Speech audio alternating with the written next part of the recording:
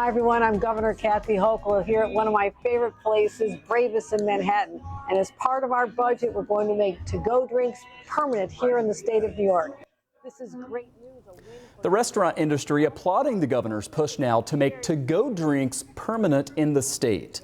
You might remember this policy was first implemented in the early days of the pandemic to help bars and restaurants stay afloat amid all of the COVID closures and restrictions.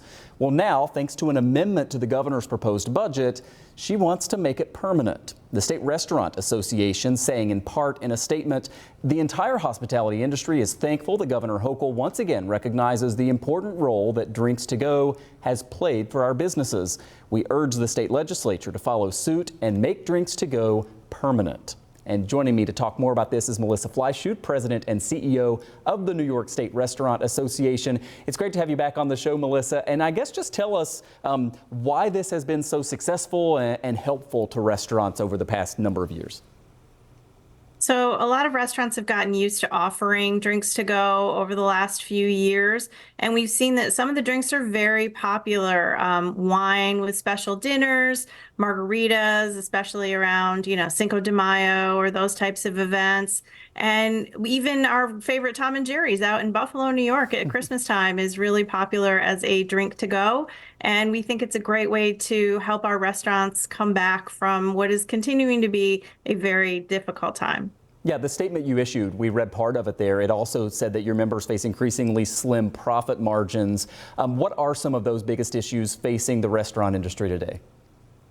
Well, they continue to face record high labor costs, record high food costs. A lot of places rent is still astronomical. Utilities are pretty high during the winter months, and insurances are very high at this time too. So all those added costs are really eating away at their ability to make a profit. And our recent information from the National Restaurant Association, who just released our State of the Industry report, is showing that 38% of restaurants are saying that they didn't make a profit last year. And as you can well imagine, that's not sustainable. We talked before. It was interesting because you were a member of sort of a commission looking at the big picture of the liquor laws in the state of New York, which in many cases date back a long time. They haven't been significantly updated in a long time. And even though it might not be necessarily best for restaurants, you were supportive of, for instance, allowing wine sales in grocery stores. I mean, doesn't this just seem like one of those kind of make sense sort of things that you should be allowed to sell this and not have this random state law sort of in the way? So there were a number of issues that the commission took up that I had to take a position on that weren't necessarily related to what the restaurant industry needed at the time. But there are proposals like drinks to go, like being able to buy a bottle of liquor from a liquor store if the restaurant were to run out at a time they couldn't get a new bottle right away. Things like that just make common sense and are easy changes to update our alcohol laws are all things that we're pushing for this year. But there were 18 proposals that commission put forward that we're still continuing the legislature to urge to look at and consider carefully because they were widely supported by a lot of the members of that commission.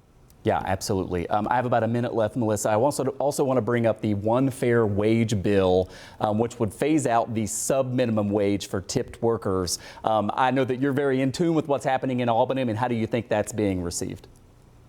First of all, I challenge sub-minimum wage as a phrase. I don't think it's fair. All employees are always guaranteed a full minimum wage, and our tipped employees make minimum wage with tips on top. So, they're doing better than people think. In fact, it's our back of the house employees, our kitchen staff that continue to be slightly above minimum wage. And so I think this bill is unnecessary and it's not something our employers want. It's not something our tipped employees want. And we're strongly opposed.